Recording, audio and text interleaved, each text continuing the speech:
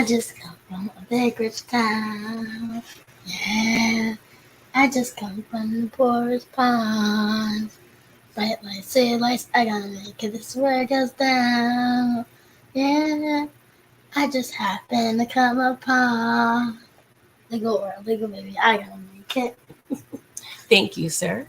The smooth sounds of my nephew, okay? How y'all doing? Thank you for coming through, everyone. We are discussing Power Book 2 Ghost, okay? Season 4, episode 5. Yes, Cinco, we are here. Make sure you guys are doing your due diligence, okay? Doing the things to support your girl, okay? Please like the video, subscribe, do all the things if possible, okay? We got Candy Love in the building. Thank you, Daria. What's up, Levi? Thank you so much for coming through. I really appreciate you. Kara K, Mr. Jones, P, Nicole, Monica M, Deborah, how are you? Thank y'all for coming through. Okay, y'all, we're going to get into it. We are going to get into it and we'll discuss our thoughts a little later, okay? What's up, Queen? DeMarcus, Derry B. Thank y'all so much for coming through. I appreciate y'all. So Tariq, he wakes up and we see clothes on the floor, y'all. It was a good time the previous night, okay? And the fact that Tariq is trying to remember what happened last night, Tariq,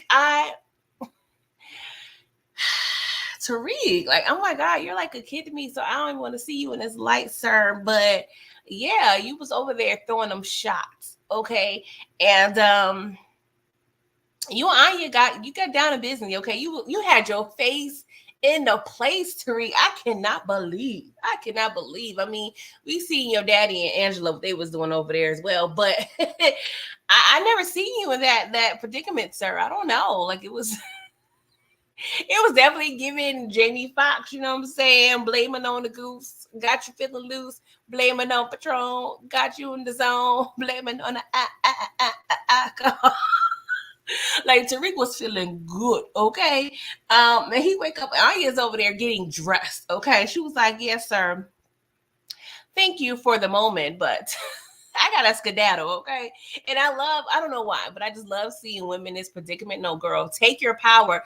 Do not leave a man in a position where he's looking at you like, so what you about to get into? Like, you never want to hear that from a dude. Like, you never, ever ever want to have that awkward ass moment with a guy. So you got to take your power and leave when you figure out you need to go, okay? But Tariq, he was trying to like keep her around a little bit, but I'm like, sir, you over there on the floor. You leaving already? Yes, Tariq, because you were snoring the past 12 hours, sir. Like, yes, you ain't taking me to breakfast, okay? We not at IHOP and no diner. Yes, I'm hungry and I'm hungover. So yes, I am going to take my things and leave, okay? You know, she was like, you cute or whatever, but that's all, folks. Like, yeah. So Anya took her behind and she left, okay? But they did exchange phone numbers, okay? Because Tariq, he still has a plan with her, but I don't know, y'all. It seems like it's going to take a little bit of a turn, if you will, okay? What's up, Dexter? What's up, 313? What's up, David Williams? How y'all doing? So yeah, Tariq. And this is the funny part, right? Not funny, but and I've heard several creators say this, and it just grinds my gears, y'all. And not just this show, this was BMF, and you know, plenty of other shows, but they see a woman have relations with two men, a single woman, and they automatically call her a garden tool. But when we see a man have relations with multiple women, I never hear any backlash. I never hear any derogatory language or anything. So can we please stop with the double standard? It's 2024. I am tired. Being single and having a relationship with two men that are consensual, that does not equate to being a hoe. Let's just get that clear. Thank you and the please. All right. I's tired, boss. I's tired. Okay. So, Lord. The only thing I can say good about this scene, at least Braden and Elle are on the bed. Okay. They're on the bed, and Elle's over there taking her medication, and she gives Braden an education on sickle cell. Just a brief overview, right? And I guess the writers are trying to, pulling our heartstrings just a little bit. Nah, I do not care. I'm sorry. I know that sounds horrible, y'all, but I do not care whatever this girl got to say and whatever she got going on, okay? And then to further annoy me, you take your medication and explain your reasonings for taking coke. But girl, you literally following the coke after the medication. Allow your medication to work first. Okay, that's probably why you over here malfunctioning internally, because you're not allowing your medication to process. Like, girl, what? The math is not mathing. Like, what are you doing here? Like, oh gosh, you're gonna cause me to crash out, guys. But Elle, sorry, you do not get any sympathy votes from me, okay? And then you further over here in denial keep saying that you're not an addict. Like, yes, ma'am, you are an addict. I'm sorry to break the news to you, okay? You are an addict, okay? Just living your truths and be like it is what it is. I'm tired of people in denial. Even Eddie Kane Jr. was in denial. Just because I have one, maybe two drinks, now I'm alcoholic. Yeah. No, you, sir, you hit the nail on the head. Yes, you are an alcoholic. You're a drug addict. All the things. Okay. I'm just saying. I'm done. I am done. Okay. Elle, get out of my face. But the way that Braden goes so hard for these women, it just baffles me. Like, we've seen this before. We've seen this before with Braden, and we've seen this before with other, Caucasoid drug dealers that were in the original OG Power. But y'all, it's getting annoying, right? Because you don't even know her last name, I'm sure. Like me, PG, back in that day, I would have to really know your full social security number for me to fall hard. Like, we not doing all that, okay? You cute or whatever, but no, I gotta keep my distance. Like, what are we doing? Like, Braden, come on, like, pick up those whatever nuts you have. Just pick them up, please, because I'm tired. Okay, what's up, Brillo? Thank you for coming through. Hey, Miss Kira, thank you for coming through. But yeah, Braden, I'm tired of this fall head over heels because you get a little poom. I'm over it. So let's go over here to Hotaland, right? So Monae calls a family meeting and she cooks breakfast. And I'm like, Monae, like, why are you steady wasting food? That's why y'all always over there struggling broke trying to find connects, because you over there at your local grocery store wasting money. Stop cooking. It does not work. This family does not eat at your house. I'm tired. She had the nerve to say the one thing that brings this family together is a good meal. Like, girl, where at? Not in your house? Where they over there at White Castle? Because they not over there eating. Y'all always fussing, arguing, and spitting over this food, and I'm annoyed. Like, stop wasting our time and stop wasting money. Like, go figure something else out. Food ain't it. The meal ain't it. Let's go. I don't know what you need to do. Let's transfer it to the living room, play some spades, and then talk business. Like, I don't know, Monae, but this clearly does not work. It's bad mojo over there in the house. Go get you some sage or pray or do whatever you need to do. But just know nothing good comes up when it comes in regards to this dining room. I'm done. Inflation, I'm sure that meal was a good, I don't know. I don't know what it was, French toast. Like, I'm sorry, eggs. Yeah, girl, stop playing around with us, okay? We tired of you wasting food. What's up, Tori? Thank you for coming through. So, Kane enters because Drew and Diana already there, right? But Kane ain't feeling it. He's like, nah, I'm not forgiving these fools. They just try to murk you, mama. What we doing here? And I feel Kane, but if Monae ain't pissed, sir, you just don't need to be pissed no more. Like, I'm sorry. I'm not going to be in a situation where I'm madder than a quote unquote victim. And I'm just going to say victim in this situation because they were trying to murk her, even though we already know the tragic history of the Tejada, bloodline. We already know. But Kane, I know a lot of your smoke comes from Drew and it comes from Tariq. But sir, I need you to look within. Look within a little bit, okay? Just look within. I swear this family needs therapy. Oh my God, I don't know what it takes, but we really need to like figure out my plan on having just a full system for criminals, like a drug dealer HR department, a drug dealer like therapy network. Like, we need to get all the things together because the world would be such much more of a healthier place if our drug dealers were over there in sign, mind, and body. Okay, I'm just saying, just work with me, guys. Just work with me. I'm on to something, right? So before Kane storms out, he had the nerve to tell. He had the nerve to tell Diana like having a baby is the biggest mistake that she would ever make in life. And the mere fact that she's over there having a baby by the MF who effed up their family. And I'm like, see, don't get me wrong. When Tariq enters the room, yeah, some lives are going to be effed up. That's inevitable, right? But like I said, Kane, you got to hold your family accountable. Monae been effing up since day one, okay? She's constantly having her kids and other people figure things out for her. Like, let's say this was a regular job, just a regular 9-to-5 job, right?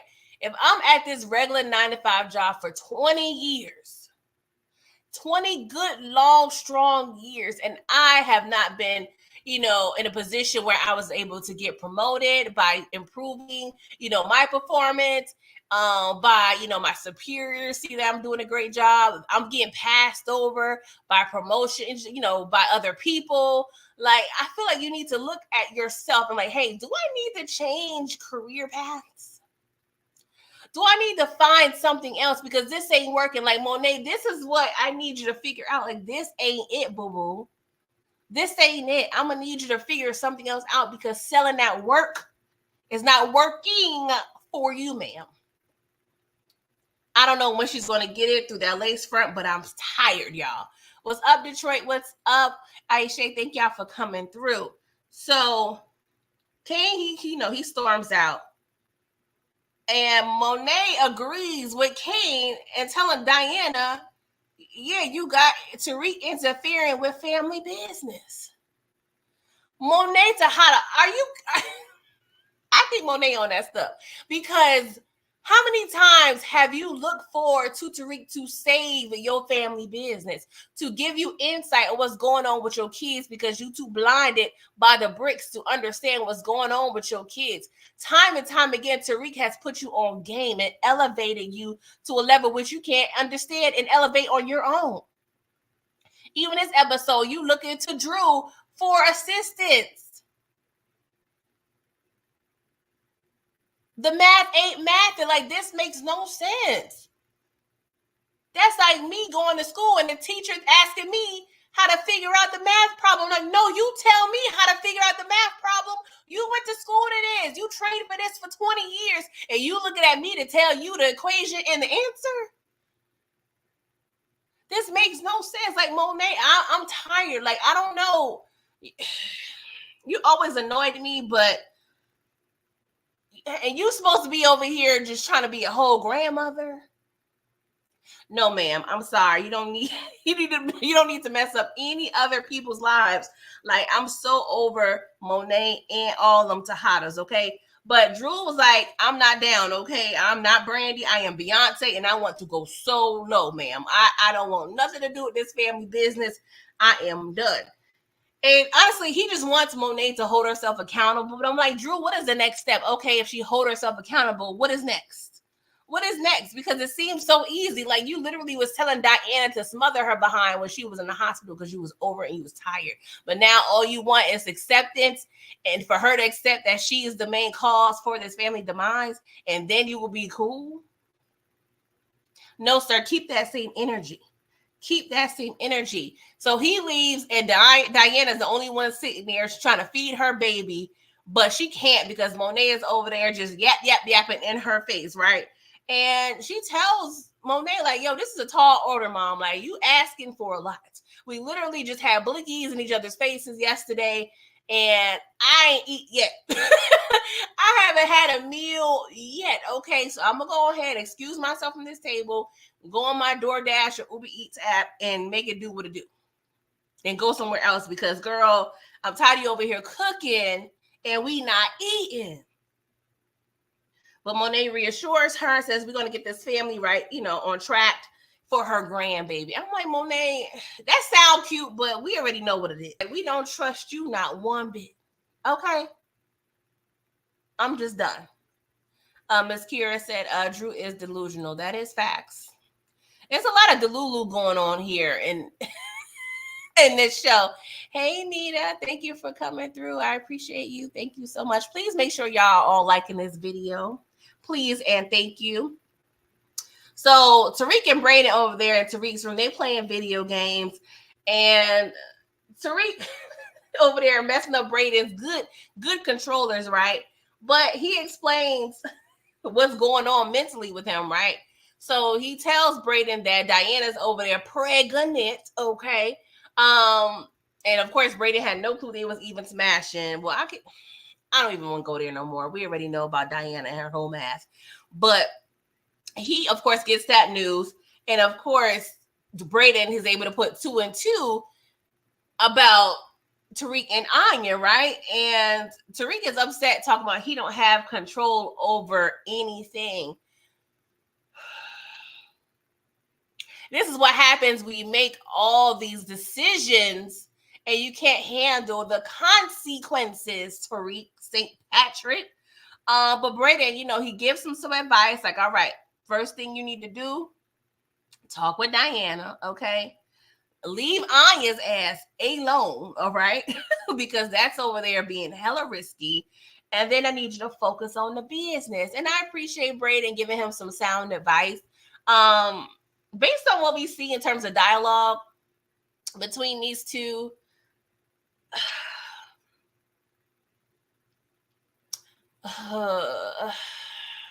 I'm trying to decide if I want to go down this rabbit hole. I really don't, because I really have to get through the rest of this episode. But I'm just going to say this. Some people like Tariq, they really can't handle, or they don't have the capacity to have friendships, right? Because they're so self-involved with all the drama they have going on. Like, it's not healthy for them to quote unquote have friendships. They have co-workers, they have associates, but friendships is low-key like too much to ask of people like Tariq. And maybe once Braden figures that out, he would keep his distance and make it just a working relationship. But Braden's so desperate and lonely for companionship. Ring a ding ding, that sounds like somebody else, i.e. Tommy, that he's willing to kind of just deal with whatever drama that comes with Tariq for the sake of having that, camaraderie and that bromance, right? But speaking of Anya, Noma pops up at her spot. And Noma's constantly like telling her, like, you in danger, girl. Like, you danger. It's given very much mystical. And Anya, of course, she's oblivious to what's going on. But Noma, how many times do you have to explain to your daughter, or tell her, I should say, that she's in danger, but you're not providing any background information? Sit her spoiled and entitled ass down and say, hey, I'm an international drugs and arms dealer. Yes, I was beefing with your daddy. He got knocked. Now, if you want to divulge, if you was the one to do it, fine. I don't think she would F with you after that. But you can try it for size, okay? But tell her that the ops is here. The ops is here and they're lurking, okay? And even if you gotta go as far as saying, hey, Tariq is the ops, even though she don't really know that they're, doing what they doing. But I just need Noma to just keep it real and be honest with Anya. Because keeping her ignorant to this whole situation is not going to do any good to this family at all, right? And then she also finds little cocaine in Anya's purse. And Anya, she acting like it was like some little gummy bears or something. She was like, girl, that ain't just a little coke. Just a little coke. Girl, what you talking about? I've been going to prep school forever, ever. What you mean? Of course I do a little coke. Y'all, people really be thinking that's over there. That's just candy. I cannot. I literally, every time I have to take a COVID test or a flu test, I literally pass on a verge. I'm on a verge of passing the F out every time. Like, y'all don't understand how much anxiety I experience by having that long ass Q-tip touch the top of my brain. Like, it's a lot, you guys. So the mere fact that these people could just have this cocaine up in their nose all the time, like, I cannot. I don't know what it is about my nose, but the comings and goings is a lot. It is a lot, y'all. But Anya, I swear, I don't know what her end game is going to be, but Noma's over there preaching stay no to drugs, like she's smoking the bear. Like, girl, it's always hilarious when drug dealers be like, no, this ruined your life. Like, stop selling drugs. Stop selling drugs, Noma. But I feel like that decision is going to be made for you rather than you make the decision yourself. So I'm going to just keep it cute for right now, right? So Tariq, he's kind of listening to Braden, right? So he decides to have a conversation with Diana. Of course, he's still in shock on the news. And Diana, oh my God, you playing a victim. You playing a victim really has me baffled, talking about you trying to shoot me. Girl. And this is the thing. I want to say 99%, but 89% of the things that happens, it's your fault, Diana. Like, you low-key giving Tariq just a little bit, right? Because Tariq even had to remind her, like, you tried to get my mom murked. And then she low-key apologizes. But it's like you go back and forth because previously you told Tariq, I don't even want to go there. But Diana, like, stop playing in our face. Because you claim you didn't think it would go down like that, but you knew. As soon as you glued that lace front to your scalp, you knew exactly how this plan was going to be headed. Like, don't stop playing with me. What's up, young champ? How are you? Thank you for coming through. And Tariq asked her an important question. He was like, what makes you certain that this is my baby? You've been effing Salim all semester, okay? 3 of them months. Bang, bang, bang all day long with Salim. But we over here have a little fun one night. And I the pappy. Is this what you telling me, right? But she says she's been using protection with Salim all those times. And when it came to Tariq, the true love of her life, no protection. I'm still calling it whole math, y'all. I'm sorry. I'm still in denial. Maybe I'm set tripping, but I'm sorry. I still do not believe. I mean, and this could be Tariq's baby, but I just don't like this idea. I don't like it, but hey, it is what it is, right? So, yeah, Tariq, Tariq, you are getting a lesson in home math, okay? You didn't think this would be a part of the curriculum for today, but yes, sir, you got a lesson in home math, and you may or may not be the daddy, okay? But yeah, I don't know. Yeah, young champ, you said, yeah, condoms always work. You call cap. That's what I'm saying. Like, and we know Monae was not talking to Diana about no birds and no MF and B's. Okay, Diana's her education on sex education is pretty much slim, very much slim. Because we know Monae was busy having her bag up the work instead of her how to, showing her how to properly put on protection. If she needs to for a guy. But yeah, Diana, I'm sorry, ma'am. I need science to get involved, and I need some tests to occur ASAP to the pronto. Okay. Hey Monique, you said that baby is definitely Salim Malcolm McFreeman. Oh, and then she had the nerve to say, "You are not my first choice." Girl, you've been in love with Tariq since the first day you laid eyes on him. You remember when your cousin brother brought Tariq over there to the family barbecue? You remember that day? Yes, girl. As soon as you saw Tariq, you was done. You was in love. Like, girl, stop playing. Stop playing. Now, it makes sense for you to have a father like Salim, well-to-do, educated, good family stock in terms of, not DNA wise, because we already know. We don't know what Salim had going on with his true family. But the fact that, Salim is the safe choice, but don't get me wrong. A lot of girls, they have their little bad boy face, okay? PG can attest. But just know, you love that boy. You love you some Tariq. So stop playing. Stop playing. Stop trying to play hoard, okay? But she tells him, I'll let you know what I decide. But just know, I lost my mom. Sorry, I lost my dad. I lost my cousin brother to this end game, and I don't want my baby around this. So when you say that, Diana, are you certain and understanding that you need to cut off your entire family? Because we just sat this morning, your mama told you that she trying to start the game up again. So you living in your mama house telling Tariq that you don't want your baby to be a part of his life. Are you going to get your own place? Are you going to stop going to school and get a job? Like, Diana, we need some consistency here, ma'am, because the math ain't mathing, but I forgot you doing home math, so I shouldn't expect too much from you, okay?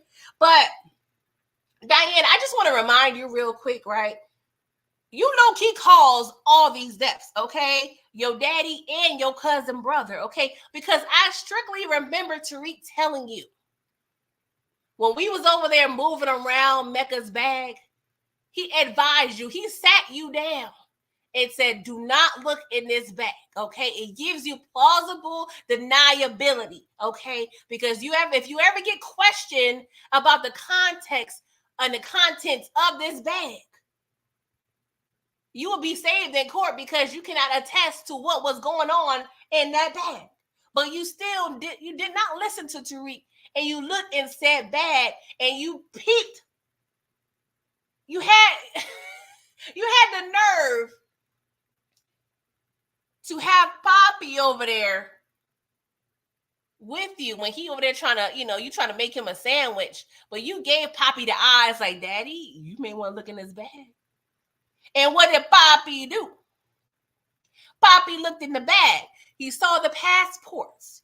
What did Poppy do? Make an irrational decision and decided to go to the hangar and pow your cousin brother, even though he thought your cousin brother was your stepdad.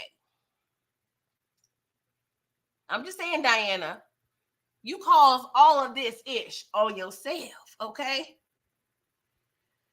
Oh, Lord. Meanwhile, Detective Nightmare on Light Skin Street, aka Detective Carter, he's over there with his task force with Kamal, right? They're at the office, and Kamal is giving intel on his conversation with Tariq. And Detective Carter was like, okay, this plan is kind of working again. It's going to work a little bit.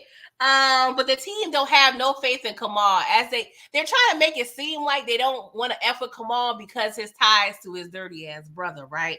But you can tell the way their demeanor is like, it's something else, right? But of course, Kamal, he got the blinders on low key.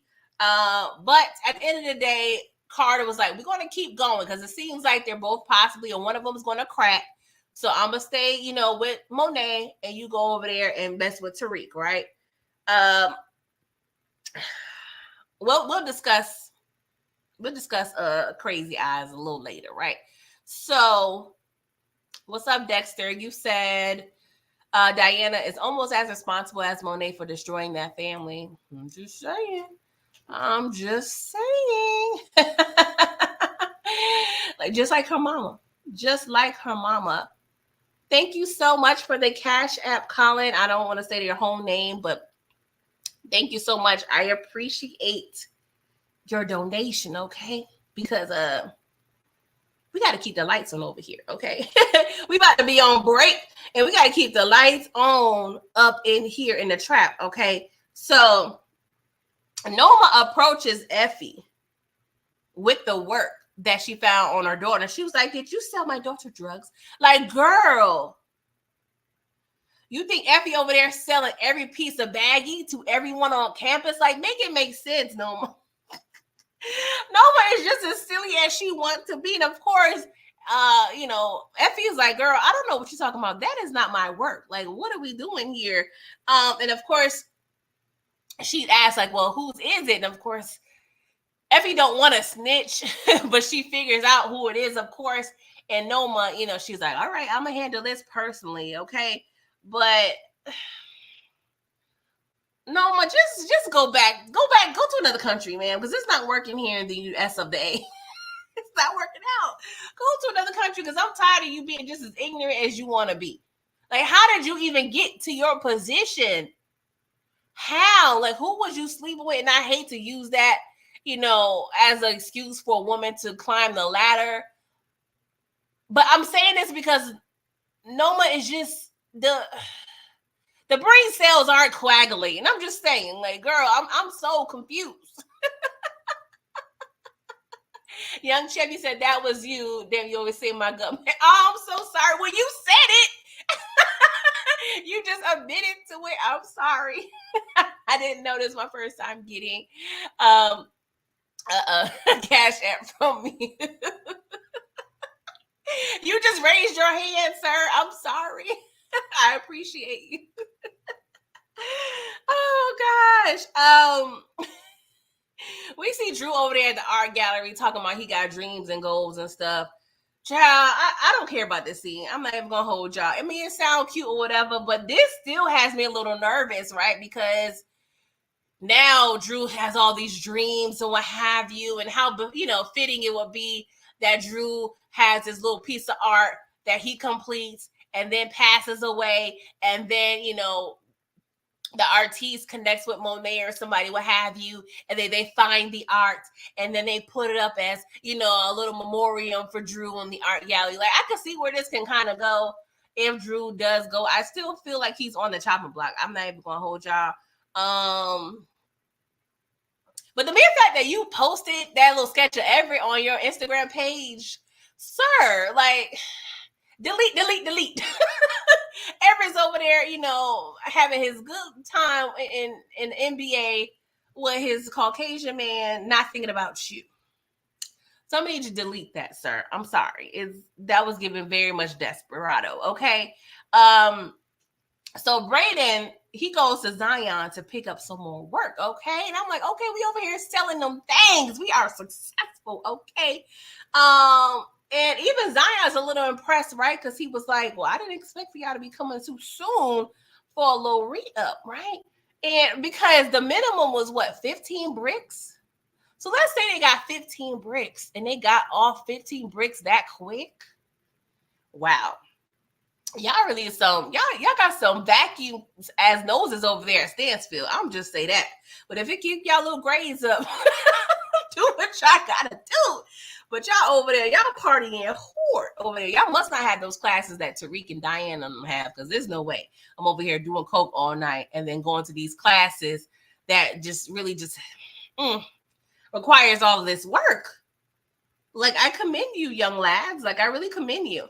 But Zion, he has a little conversation about trust with Braden because, Zion was like, suppose, little Ghost, he may be onto something. He may be just like his pops. And so Braden was like, well, I never met Ghost, but I can assure you that you can trust me and Tariq when it comes to selling them things, right? And so Zion was like, trust you. That's very important to me. Speaking of which, ever since y'all little behinds came into my life, some peculiar things been going on. I've been finding out people has been dishonest when it comes to me, right? And speaking of which, yeah, the Russians, when they lost their connect, I was going to assume that they were gonna come to me. They're gonna come to me for that work. Or no, he was like, well, that's kind of a territory, that he wanted to feel like a vacuum, what have you. Either way, like Zion, I don't know. And this is the question that I had when I was on Miss K's channel a couple weeks ago. Like, I need to figure out who is supplying these suppliers, right? I need to know who is supplying that work to Noma. And I need to figure out who was the supplier of the rushes, because they had that scene in the beginning of the episode, with Mr. Detective light skin, Nightmare on Light Skin Street. They had that whole scene in the beginning of that episode at the ports with the containers, but they never disclosed who the rushes was getting that work from. Like, I need to have these things answered. Maybe they'll answer it later, but that was hella annoying to me. Anywho, Braden divulges who the Russians are getting that work from. And he said, this little British bitch named Noma. You know what I'm saying? I ain't working with her. I ain't got nothing to do with her. But hey, just keep that on the down low, okay? Because I don't want no problem. So Diane was like, all right, cool. Thank you for the information, right? So we go to the No Lie Party, a.k.a. Club Truth. The writers be thinking they real cute with these names, right? So Tariq over there, helping them replenish, the t-shirts and everything. He's working, right? And I'm like, good to see you put up some weight, Tariq, because you was over there just not doing nothing last party, okay? You was over there drinking, being very much unprofessional while you throwing a party. James St. Patrick would never, okay? James St. Patrick, he would never ever drink on the clock. The only time we see James take a drink for the most part was when, after hours, when he was kind of entertaining, a conversation with a guest or two, okay? I'm going to need you to take note from your daddy, Tariq, and don't be over here getting, plastered, drunk as a skunk when you have a full-fledged party over there that you trying to over here coordinate. Like, that ain't cute. That ain't cute, right? But y'all, Noma and Kane come through, and Kane, I swear, he just be having so much glee when he think he got one on Tariq, right? So Noma, she goes to Tariq. She's like, oh, I thought you thought I want to find out about your little rules, okay? We had an agreement, Tariq. Okay, I thought you went ahead and signed on those terms and conditions, sir. So you violated, therefore, it's time to go, okay? Literally and figuratively, right? And he's like, well, it's just a party. You know what I'm saying? It's just a party. Like, what you talking about, girl? Like, Tariq, I'm going to need you to do a little better because you wasn't very much convincing at all. What's up, Matthew Wilson? Thank you for coming through. So as Noma and Kane try to usher Tariq to his death, Tariq slid on over there to Anya like he over there usher with some skates, okay? He was like, oh, let me go ahead. Perfect timing, Anya. Thank you for coming through, okay? I was like, see, Tariq, them brain cells be working most times. Now, the beginning of this episode, yes. The latter half, not so much, okay? But the fact that Tariq, he was thinking on his feet, okay? And he pretty much, had a conversation with Anya, and it was so cute, right? Because the way Anya was kind of giddy, that Tariq was kind of, bucking up to her a little bit. Like, she liked that a lot. She's giving bird just a little bit, but now, Noma finds herself in a little bit of predicament, so she has to halt the demise of Tariq just for a little while longer, right? There you go. I'm gonna just give you some little light. I'm gonna give you a little light, DeMarcus. Okay, you said Kane called out Tariq once again. Tariq don't have a good poker face. He has to work on it, right? Because when Diana asked him about Salim last week, I'm like, Tariq, it's weird because typically you're a good ass liar. But this particular lie, yeah, you needed some work, sir. It was hilarious to me, right? So Reek, he a little shooketh right now. So he tracks Braden down backstage, but Braden's over there too busy with the booger sugar. And of course, Tariq is like, man, are you effing kidding me? Like, Kane and Noma was just here. They figured it out, and now they want us dead. So of course, Braden was like, yeah, bro, come on, bro, we got to figure it out.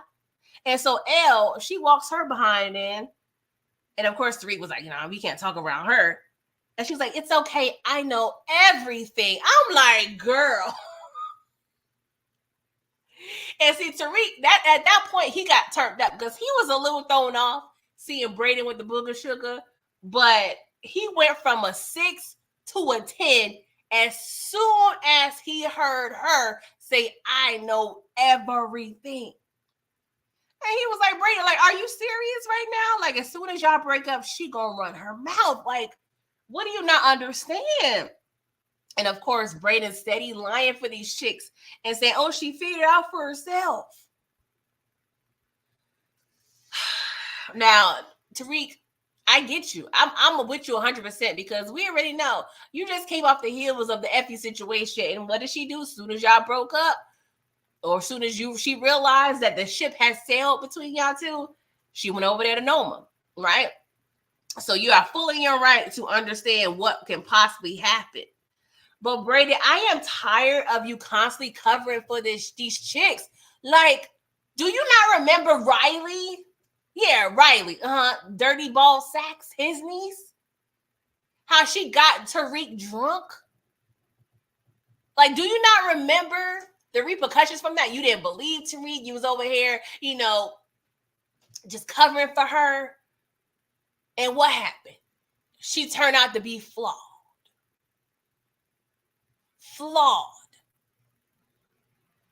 So that did not teach you, like, hey, when I mess with a chick, I need to make sure she ain't out to get us.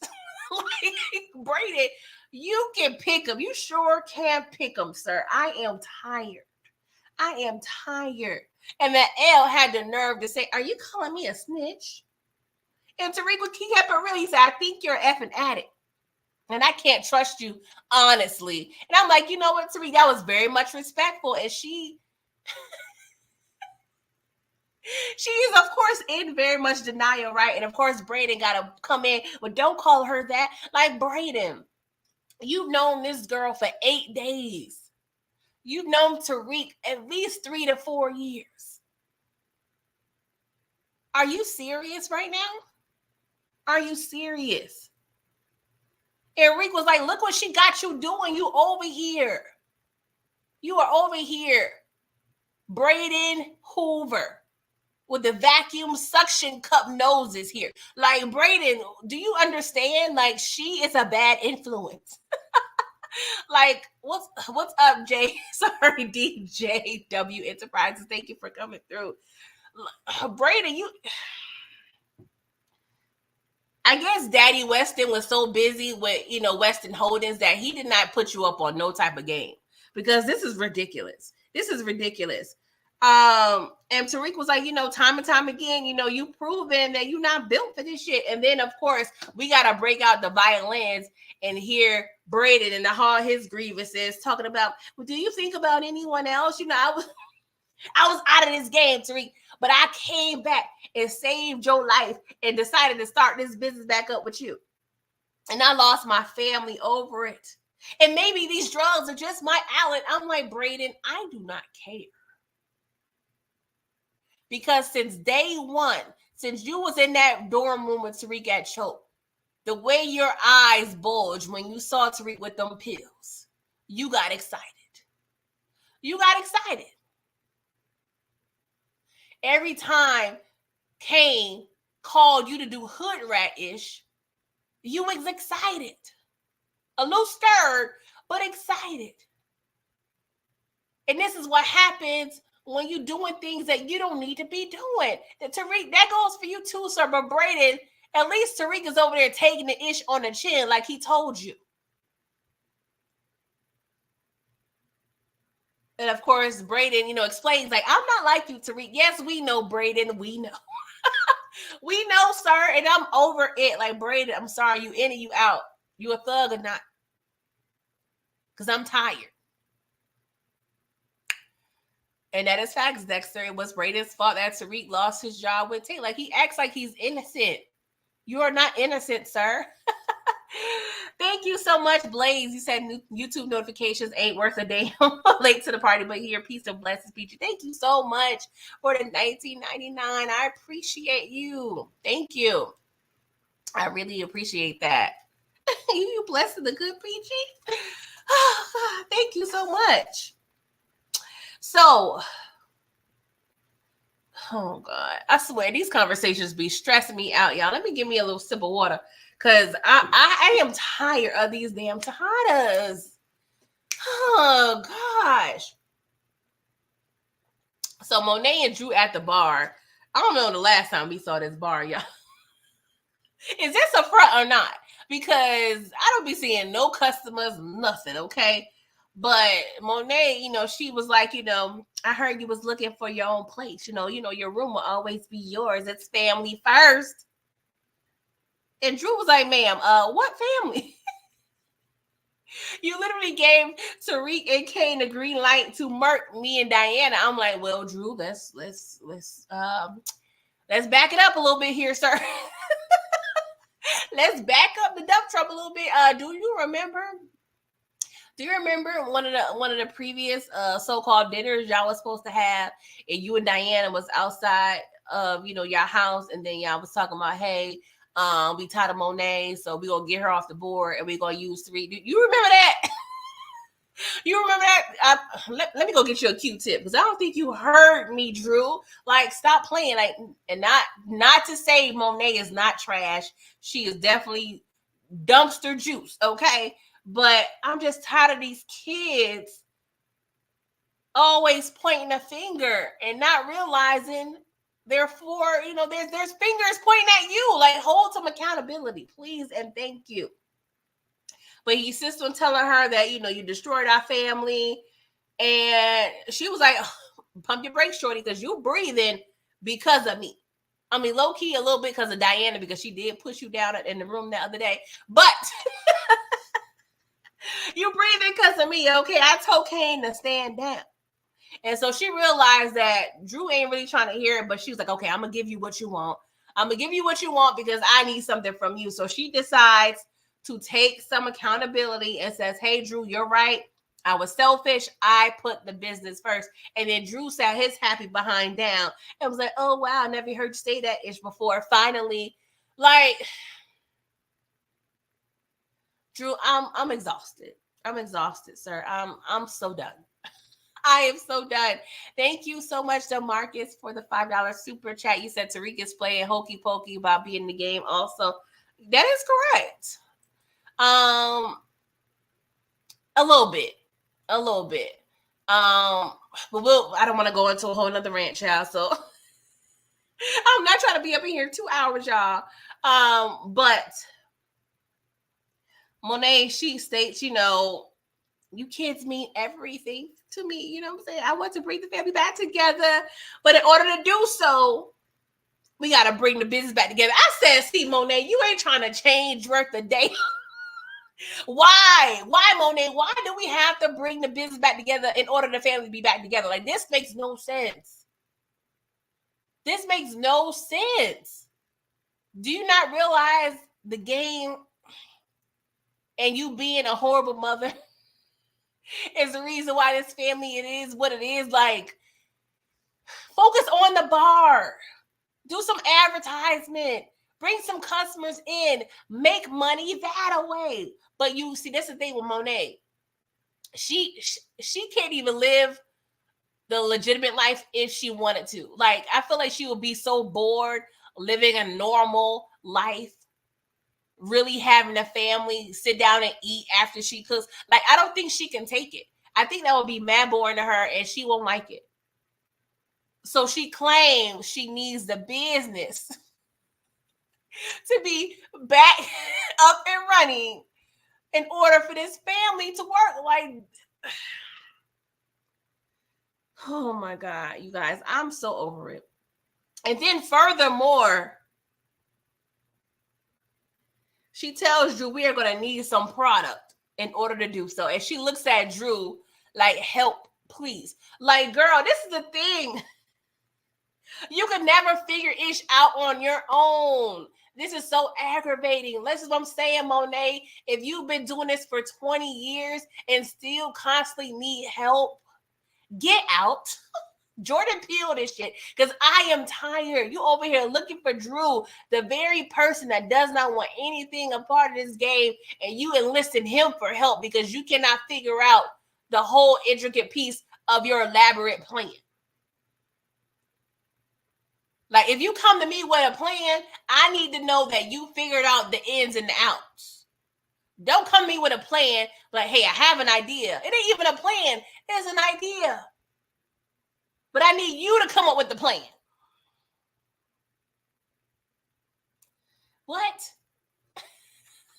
Yes, young champ. It was given very much. Let's bring the band back together. Hey, Monae, this is not New Edition. This is not NSYNC. This ain't Backstreet Boys. This ain't none of that. This ain't none of that. Okay? Exactly, Deborah. She want to keep buying drip. There's no way you over here. What was that Louis coat? 15K? 15K for a coat.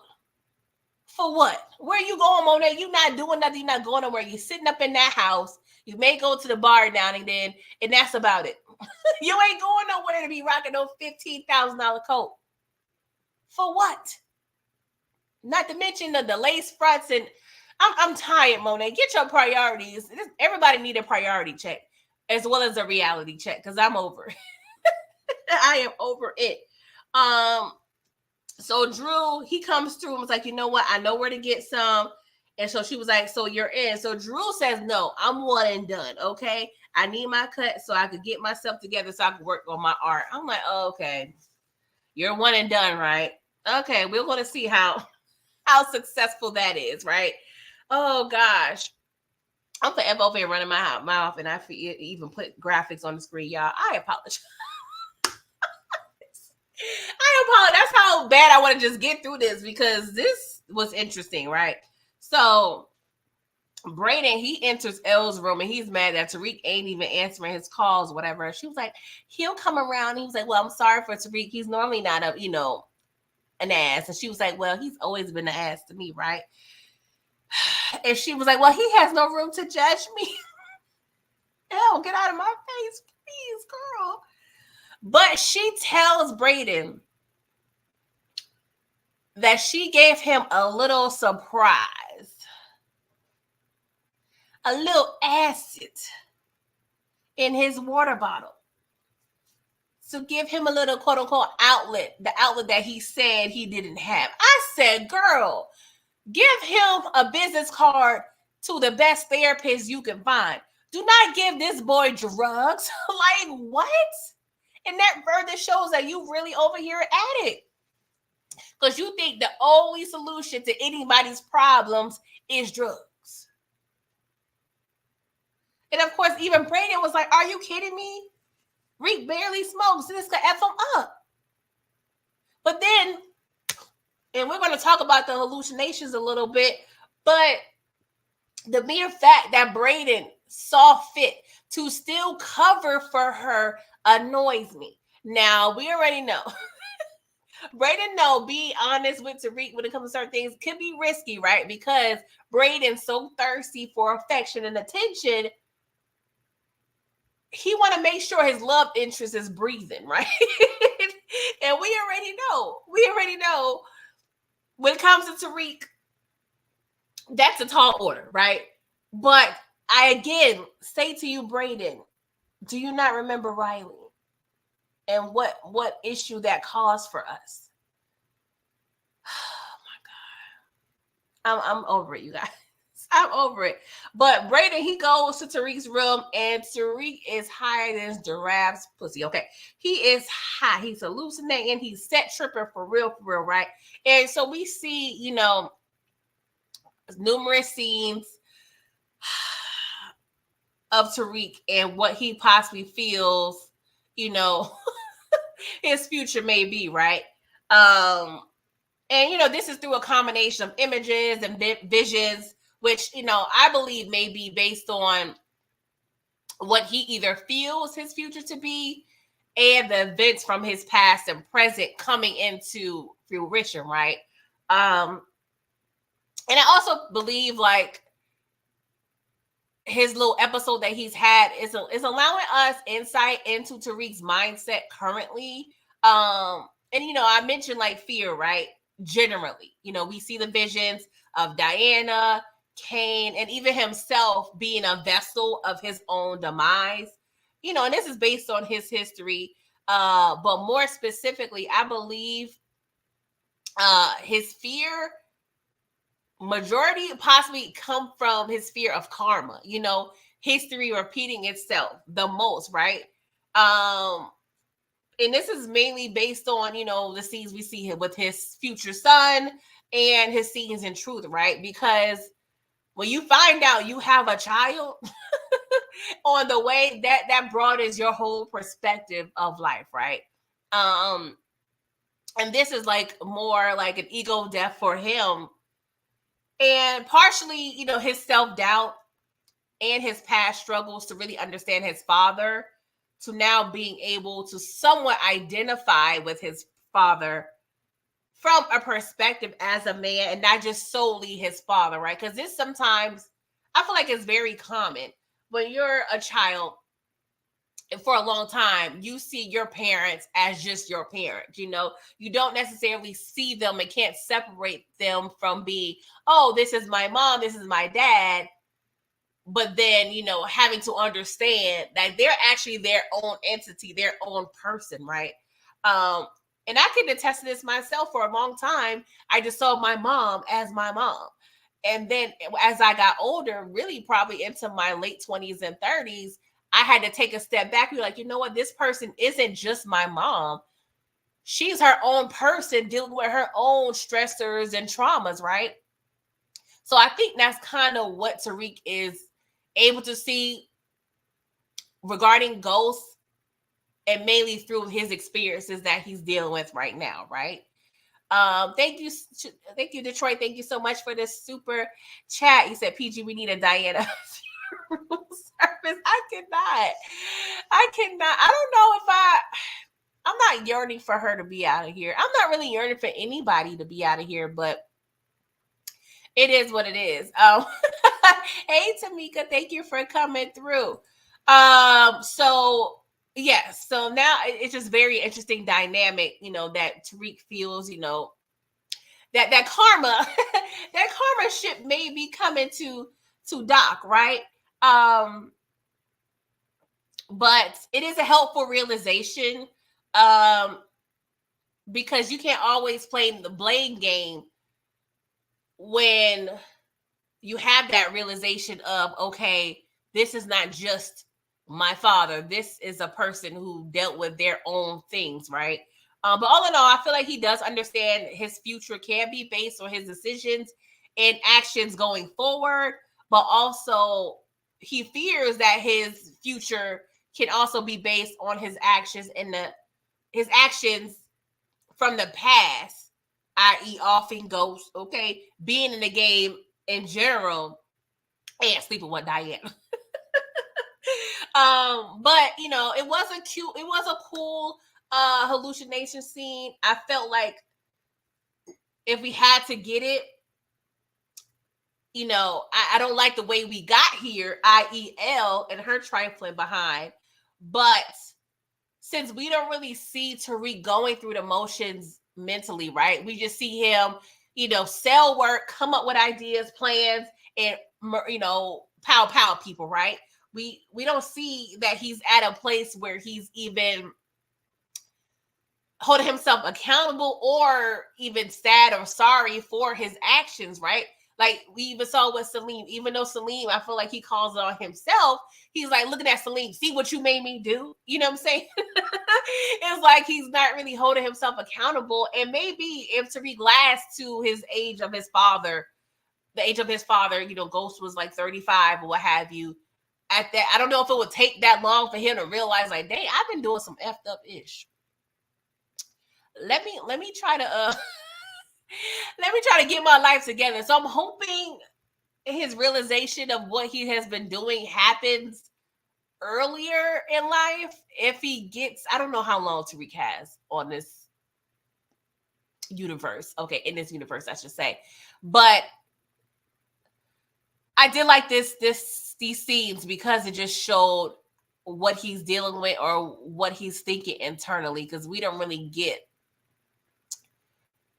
get to see insight on, you know, his vulnerable emotions. I would just say that. Thank you so much, DeMarcus, for the super chat. You said Lorenzo, Lil Poppy, Tejada, St. Patrick. What the hell? And Diana shooting Tariq, unaliving Tariq would have made Kane proud. I cannot. No, it would have made Kane proud. It would have made Kane jealous. But then you was able to shoot. He was able to kill him before I did. You know, damn well Kane wants to be the one that does Tariq in. Okay. But yeah, y'all. I mean, like I said, good hallucination scene. Now, honestly, like I said, I'm no writer, I'm no director, but I do feel like the scene, in truth, it was very pivotal, but I don't know. I feel like it should have been flushed out a little more. Like, I don't know if there was time constraints, but I don't know. It felt off. Like, I feel like I needed more in that scene. Even though they gave us a lot, I just feel like the execution of it was a little, I don't know. I feel like it should have been ironed out a little more, but that's my opinion. Deborah said they copy Snowfall. Maybe, you know, you never know. Sometimes people get inspiration from other things. Bodies. Oh Lord, if Tariq go out like frankly, I don't know. I don't think I would ever watch a crime show again, you guys. I can't. My heart can't take it.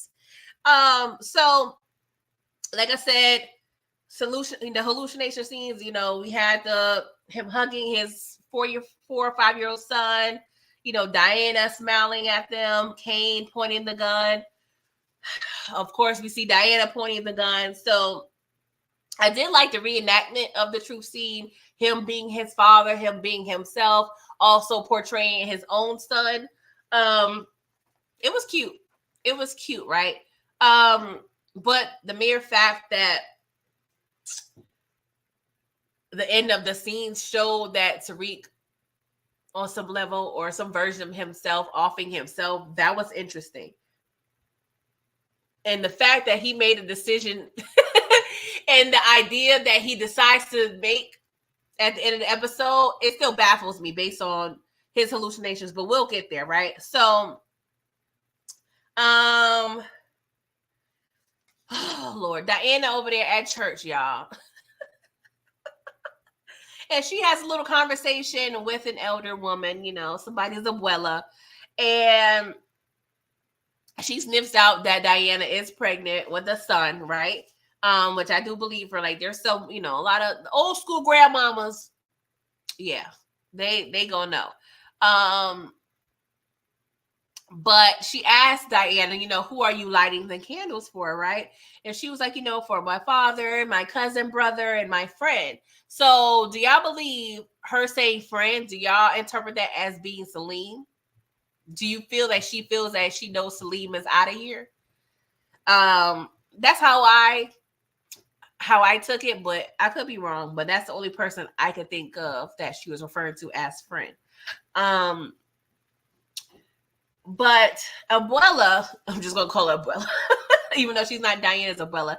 She said death is not the end of love, right? And Diana also stated that Poppy used to tell her the soul lives on. So even though we're discussing Poppy and her cousin brother at this time, a part of me also felt that she may be referring to her unborn child.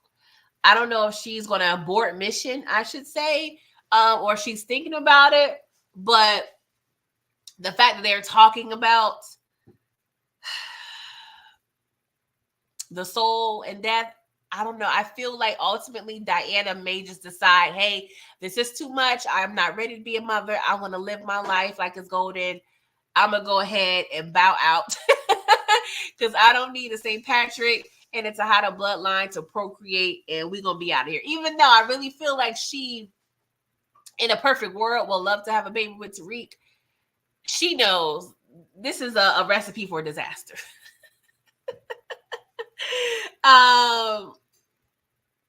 So yeah, I don't know. So we see Drew's plan to steal Noma's shipment, right?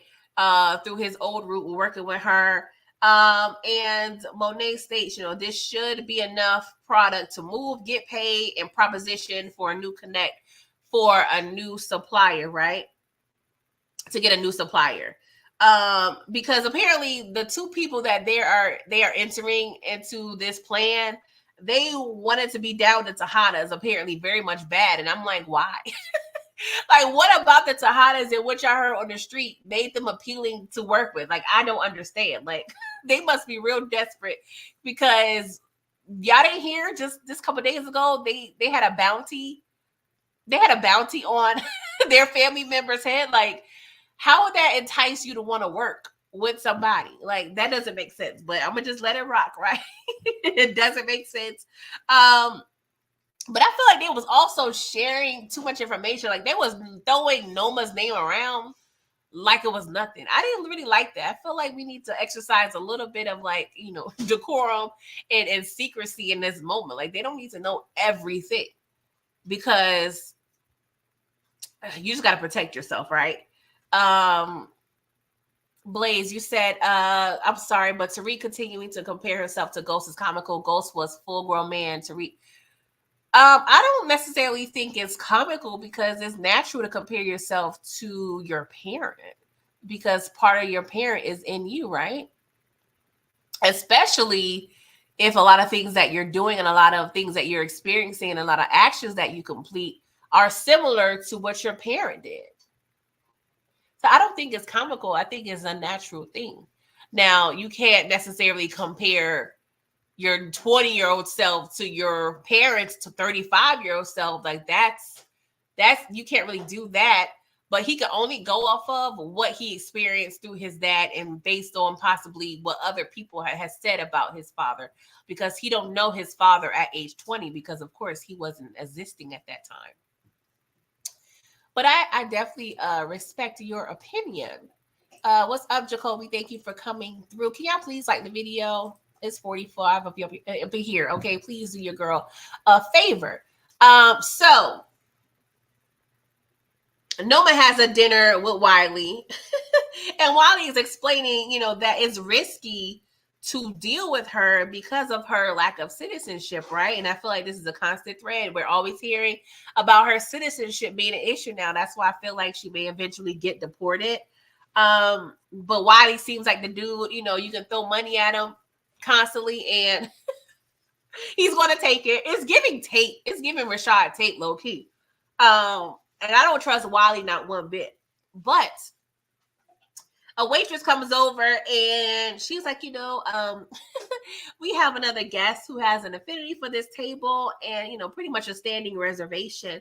And of course, Noma was like, well, your hostess sat us here, so what that got to do with me? So we see Zion pop up. And he has this mini monologue about colonization and her intruding on his territory, that he, pretty much is. I love the way he executed this scene, right? It showed his dominance in the situation. Of course, Wiley's just sitting there like, y'all know each other? Like, what is going on?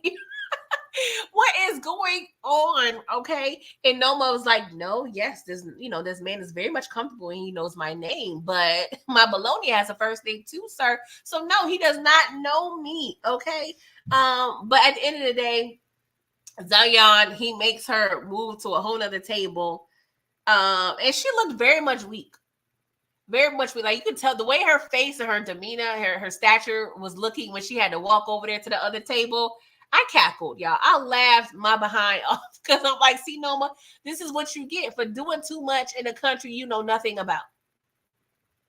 I get it. This was Becca's territory, but you have plenty of time to get yourself abreast on the comings and goings and what's going on with New York, let alone the United States of America. Okay, girl, like I'm tired.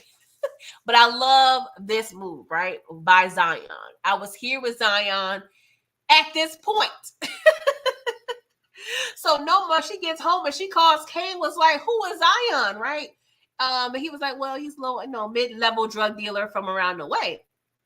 So she immediately jumps to conclusions. She gives me Monae a lot of the times, right? So I just don't know. They just really give off the same type of energy and just the way they deal with people they work with, right? So she asked Kane, like, who have you been talking to about me, sir? Like, I've been doing a splendid job isolating myself, but no bottom of the barrel drug dealing scum should be speaking my name in public. Girl. A Noma is such the elitist drug dealer is hilarious to me. Like, girl, oh, she gives me a headache. And I say, like, the way Zion punked you, he is definitely giving a little bit higher than bottom of the barrel drug dealing scum, ma'am. And my question was, Zion, did you just break them people off with a lot of bread to where they had to make up that story? Or do you really have a long standing reservation? Because, sir, you don't give high dining for some reason. Like, if you do give high dining, you taking it and bringing it to the house and somebody getting it for you, or you door dashed it. Like, you don't give that. Like, you give burger at 2 a.m. Like, I don't know how much money he gave them people at that restaurant, but it worked. Mm-hmm. It worked very much so. Oh gosh, is it David Fa? If I'm messing that up, I am so sorry. But thank you so much for coming through. You said, did she walk to another table or walk out of the restaurant? I thought she walked out.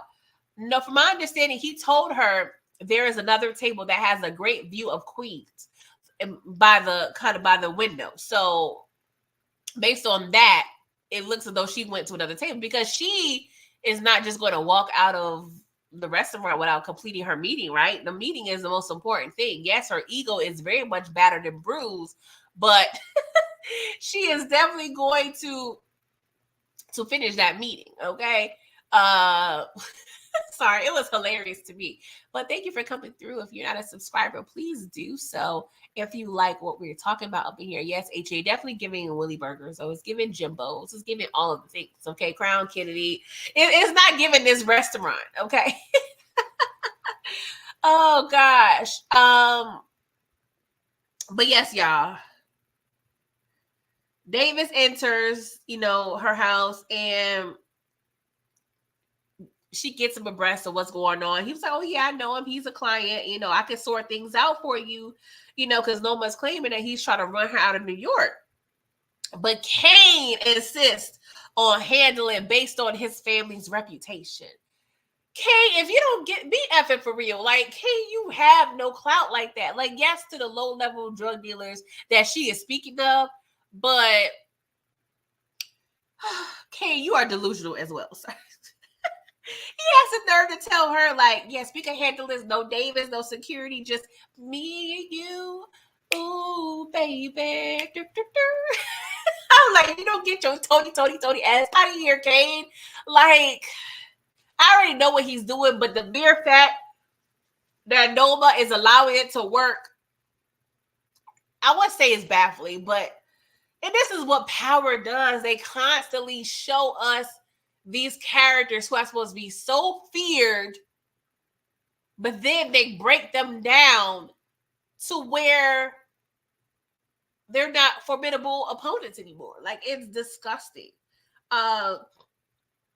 But Davis, he has no choice but to agree with Noma. But we a little scared. Like, I got scared as soon as Kane decided to talk with Zaya, because we already know Zaya is working with Tariq by way of Davis. So I was a little scared. I was like, hold up, is this little theory of mine going to work with, Noma and Davis and Kane? Like, was it going to give Harlem Nights a little bit? I don't know. I was a little nervous, right? But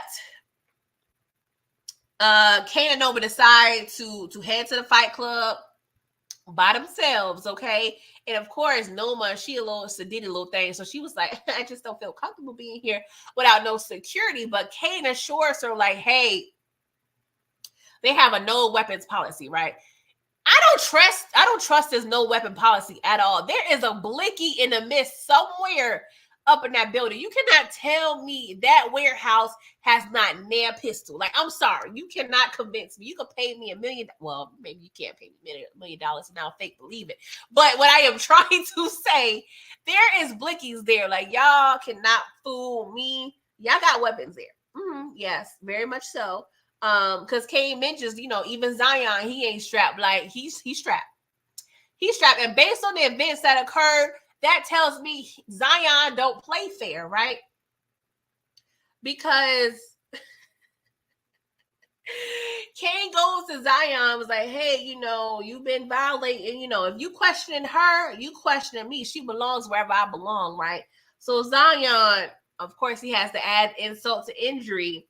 And was like, Kane, I didn't know you got a new bitch, okay? You moving desperate. You moving sad out here in these streets. And of course, Kane challenged Zion to a duel, okay? I'm like, Kane, what are we doing here? I was a little nervous.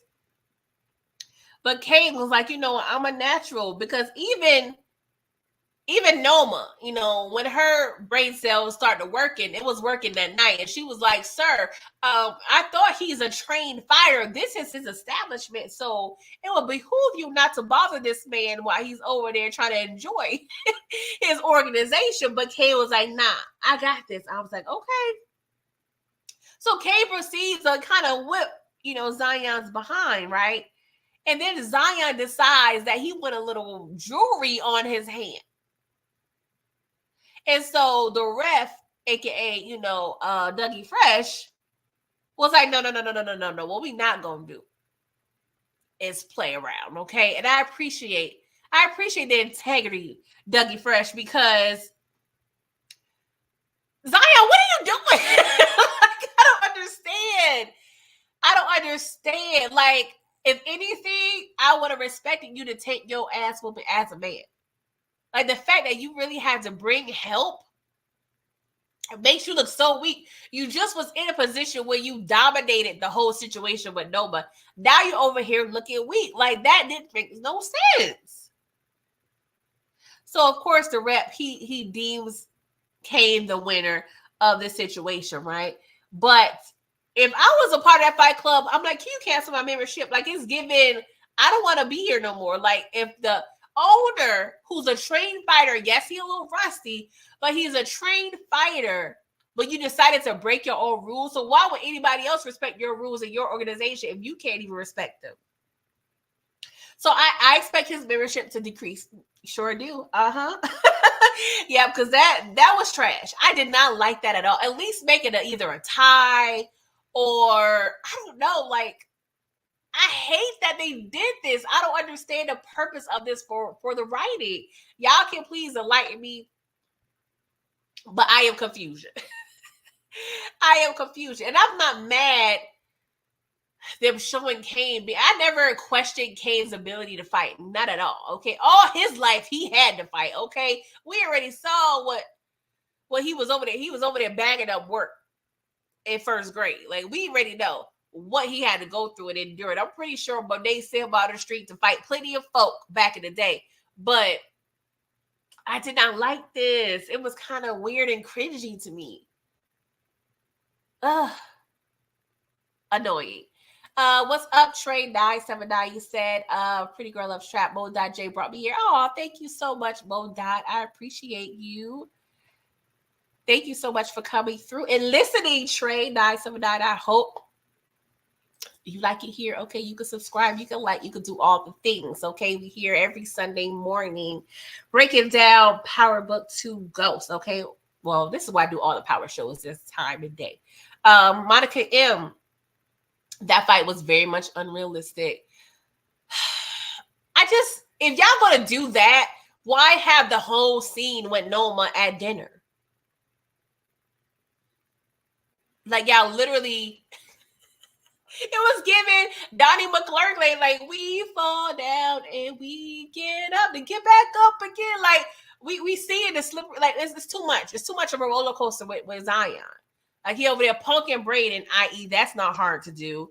We over there succeeding over there with Noma, and then we fall when it comes to Kane.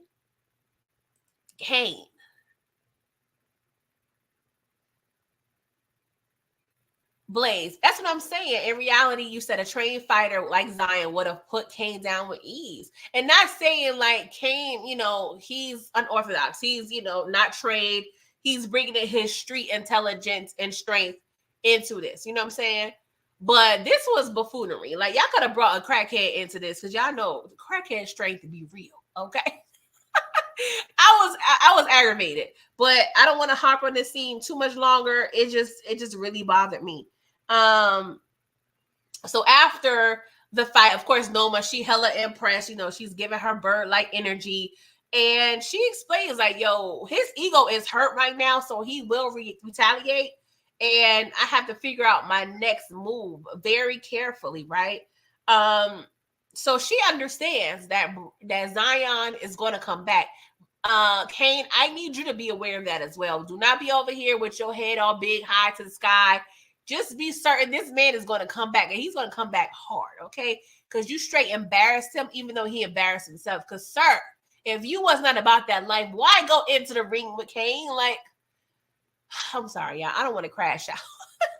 I don't want to crash out, but it was so silly of me. A young champion said Kane is a cartoon. Like, D-Town said Kane. Are you saying Detroit Kings? I'm not sure, but he said Kane just can't lose no matter what dumb shit he do. That is facts. Dexter, you said they weakened Zion in the episode where he looked the strongest. That's the part that's pissing me off. Jesus. I need a moment. Jacoby, thank you so much for the super sticker. You said remember Kane killed them GTD Jews in season 1, episode 1. Yeah, that's what I'm saying. We've constantly seen Kane in physical fights. Like, that's what I'm saying. I never questioned it. Ever, ever, ever. But I'm more mad at Zion's choice to get the brass knuckles than anything. Yes, I'm annoyed that Kane was able to win so easily, but the fact that Zion felt necessary to not take that on the chin and decided to break his own rules because he felt that whatever he had wasn't good enough for a street fighter like Kane. So I don't know. You need to figure out another plan, Zion. I don't know if you need to start fighting pit bulls or whatever, but people ain't working. Anywho, now this is probably my this is a good interesting scene between Braden and Tariq, right? They have a conversation where Tariq decides to become the apex predator because he feels that this is necessary in order to protect himself and his family from danger, and also necessary in order him to be successful to obtain revenge and seek control. Tariq, how? Tariq, are you the acid? I'm just saying the acid is still in there. The acid, whatever was in that weed that he was smoking, and whatever was in that blunt that he got from Braden, the alcohol, all that still must be playing with Tariq's brain cells because, sir, that makes absolutely positively no sense. You want to be on top of the food chain where you are most susceptible to either death or prison, but you somehow think that this will shield your family from danger? Not, okay, let me go ahead, continue to go to school, have a 5-year plan like Effie, get out the game because I'm smart enough to where I can come up with something legitimate and live a good life like my daddy tried to do. Like, this makes absolutely positively no sense. And I am so disappointed in Tariq to really think that this is the best way to go. Now, in this conversation, I did appreciate that he is now learning and understanding more about his father. You know, he mentioned that, hey, it was some effed up things about my dad, but I'm going to take the good with the bad when it comes to him. And I'm going to use it to become the apex predator. What? You was working on something decent there, Tariq, but no, you're going to use all of this ish to do the very thing you don't need to do. And how and why are you going to do this, sir? Like, I do not understand, Tariq St. Patrick. I was rooting for you, but right now I may have to bow out and be like, you know what, Tariq, you got this. I can't root for you no more because you're being an idiot. You're being an idiot. Have you not watched any movie about any thuggery? You have not watched Scarface, sir? You have not watched anything. I have not seen any drug deal that was at the top of the food chain that was able to stay there. You of all people should know this game don't work like that. You yourself have murked 11 people. And yet you are still struggling in this here organization. Like, I'm done. I'm done. Young Champion said you disagree. You think him becoming the apex predator will allow him to escape harm and protect his family? Okay, Young Champ, if you do me a favor. Type in this chat a successful, it could be a fictional or non-fictional situation where you was able to have a successful drug dealer, have his family be unscathed, and still keep his money, still keep his freedom, and be on top. I'm gonna wait because I can't think of anybody, real life or TV land, at all. I'm sorry, I can't. Maybe you know of people that I don't know about. Please share and educate me. I am here. I'm ready to learn. But based on my experience that I've attained through the 40 years of my life, I have yet to see anybody. I have yet to see anybody that was successful in this. Doesn't make sense. DeMarcus, you said Tariq always hustling backward. Miss Kira, you said Tariq letting the spirit of vengeance, yes, be the best. That is perfect. Yes, you are correct. Correct. Jacoby, you said only cartel leaders, but they still take some type of loss or sacrifice. Exactly. And the problem is when you become the apex predator, you become delusional, you become slack, you become lazy. We see how they beefed up. I'm not saying she was the apex predator, and I'm referring to Noma, but you see how she was so up high. But what happened? Her fiance / employee got murked, i.e. Mecca.